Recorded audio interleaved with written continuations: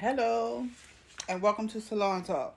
So, y'all, today I want to sit back and tell y'all what's going to happen when you want to be in control of your lease. Now, this is for salon owners, people who want to be salon owners. This is a conversation about something that I went through, and I had to build the salon. I had to build the salon out. Okay, my salon in Pensacola, Florida, I had to build the salon out. And how I did that was the landlord, I was in a situation where the landlord did not want to pay to build the salon out. Meaning, whoever had the salon before me left it whoever had the building before me, they left it trashy, right? So that meant that I had to go in and make it suitable for my standard of what I wanted for my salon at the time. So I had a OG who he had skills. He did plumbing. He did electrical work. He had license in all of these things. He was actually a contractor in his younger days. So I was fortunate enough to have someone who was willing to do the work for me for half the price. And you're going to find yourself in those situations. You're going to run into situations where you're going to have to do a bill out. Every building is not going to be brand new and amazing for you to just walk on in there and put your stuff in and open up. It took me a month to do the build out, which was good because we worked on it, me and him, every day. It was a matter of painting, cleaning, and plumbing. It was electrical work because we had to take out the lights and put in brighter lights, things like that. It wasn't so much major construction, but it was something we had to go in and do. And I'm going to do a video and show you all exactly what I'm talking about because I had documented it. And so my thing is, when you're in these situations, just know that I ended up paying $1,200 a month for that lease space because I did the work. Had the landlord had to go in and do the work, he would have charged me a higher rent. You understand what I'm saying? Higher lease. So sometimes if you want to get that price down to what you can really depend on, because I can make $1,200 a day.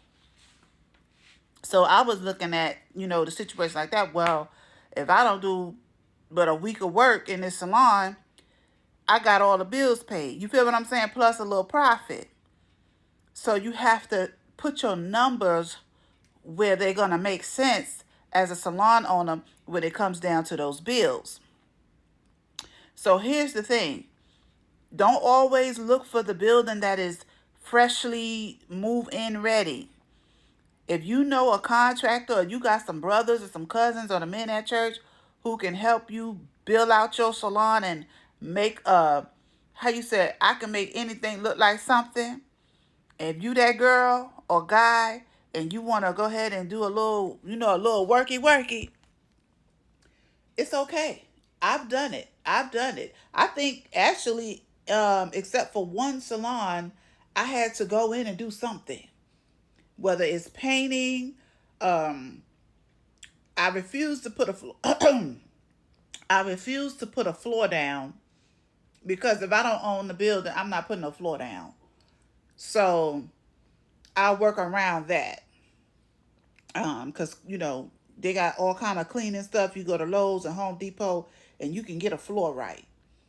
But I'm not putting no floor down in a building that I don't own. That's a deal breaker for me, and that's what happened in Pensacola. I wanted to really do something with that floor, but it wasn't in my budget, and I wasn't trying to make it in my budget when the landlord wasn't budging. You feel what I'm saying? So this salon talk is real talk for the future salon owner that watches my salon talks. Don't always think that you have to get that building that's already ready, because there's buildings that you're going to sometimes have to go in there, put your magic on it, and turn that thing from before and after. Okay? And I will show the video today, posted on here, of the before and after. So this will be considered part one of this story, because I really do want you all to see the work that I had to put into that my fifth salon in Pensacola, Florida, to make it up to my standards. And I'm excited to show you all, because I want you all to know that a lot comes with the salon industry, but it still can work for you. It still could be magical. It still could be amazing. And it's all about the work and what you want. How bad do you want it? What do you want in your salon? How do you want your salon to look? Sometimes you're going to have to go in and make it look how you want it to look, and trust me, I've went into the already ready, go in, put your stuff in. I've already turnkey, but at least two of my salons I had to go in and do some magic. Okay. And a lot of times it's real frustrating, but on the end you win, because again, my salon rent for the whole salon was $1,200. The most I've paid for a lease in a salon, we'll have a video about that this week as well, because this week I'm going to educate you all on the fundamentals of behind the scenes of what it costs, the things you go through, the things you encounter of being a salon owner. And so I don't want to tell you everything in this video, but I'll be back tomorrow with some more tips on the fundamentals of actually the processes that you will encounter, like this one, when you have to do a build out and you have to put something together to get what you need to get on the end. Because you do have these landlords who don't want to budge, but they want you in their business. They looking at you like, well, as is. And sometimes you can take it or leave it. In this case, I took it, and it worked out for my good. And I ended up being in a great plaza where I ended up being in a great plaza where I was able to do what I wanted to do. The landlord didn't bother me. He was very nice. And sometimes you just get those landlords that let you do what you want to do. And that's a good thing for a woman like me, because I was having all kind of programs, all kind of events out there in the parking lot. Like I was home. So sometimes doing a build out and getting familiar with the landlord, and sometimes doing the stuff that they need to be doing and not arguing with them, will pay off on the end. And that's all I'm saying. Thank you for watching another Salon Talk. This is part one. Part two, I'm going to show you the before and after. Thanks for watching.